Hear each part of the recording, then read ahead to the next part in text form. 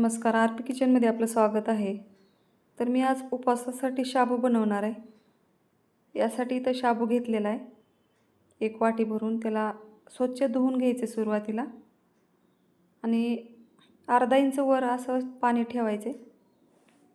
तुम्हाला माझा व्हिडिओ थोडा जरी आवडला असेल तर प्लीज व्हिडिओला लाईक करा, चॅनलला सबस्क्राईब करा. सबस्क्राईब केल्यानंतर बेल आयकॉन प्रेस करायला विसरू नका. ऑलवर क्लिक करा म्हणजे माझ्या प्रत्येक व्हिडिओचे नोटिफिकेशन सगळ्यात आधी तुम्हाला येईल. हाईप या ऑप्शनवर क्लिक करून जे काही पॉईंट्स असतील ते द्यायला मात्र विसरू नका.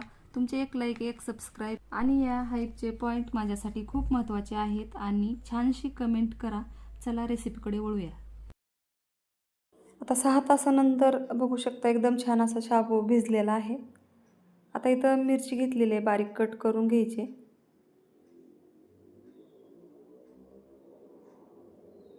आता इथे एक बटाटा घेतलेला आहे सालीसकट. आता ह्याला धुवून घेतलं आहे सुरुवातीला आणि खिसणीनं खिसून घ्यायचं आहे. तर शाबूमध्ये बटाटा मी खिसून टाकणार आहे.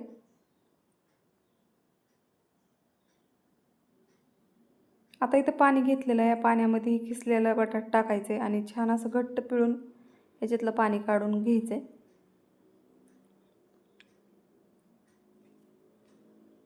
आता इथं पाणी काढून घेतलेलं आहे बटाट्यामधलं. आता इथं गॅस चालू करून घेत आहे. आता गॅसवर कढई ठेवायची, तेल टाकायचे. आता मी तेल थोडं जास्त टाकलेलं आहे. सुरुवातीला शेंगदाणे तळून घ्यायचे, नंतर तेल कमी करायचे.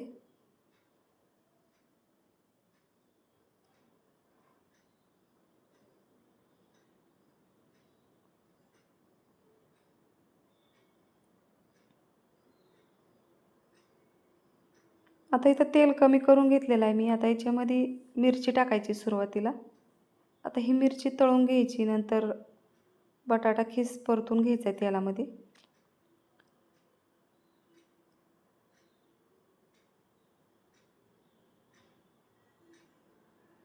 आता ही शाबू भिजलेला आहे बटाटा खीसमध्ये टाकून घ्यायचा आहे. आता जास्त वेळ तेलामध्ये परतायचा नाही, कारण खिसलेला बटाटा लगेच मऊ होतो. बटाटा खीस टाकल्याबरोबर लगेच शाबू टाकून घ्यायचं आहे आणि सोबतच छान असं तेलामध्ये परतून घ्यायचं आहे. आवडत असेल तर याच्यामध्ये अर्ध्या लिंबाचा रस टाकायचा आहे. त्यामुळे शाबू एकदम छान आंबूस असा लागतो. आता मी याच्यामध्ये लिंबाचा रस टाकलेला आहे. व्हिडिओ स्किप झालेला आहे. चवीनुसार मीठ टाकायचे.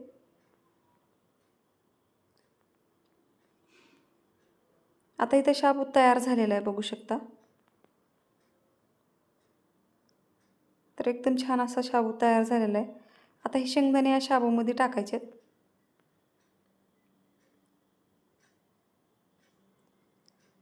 शाबू तयार झालेला आहे.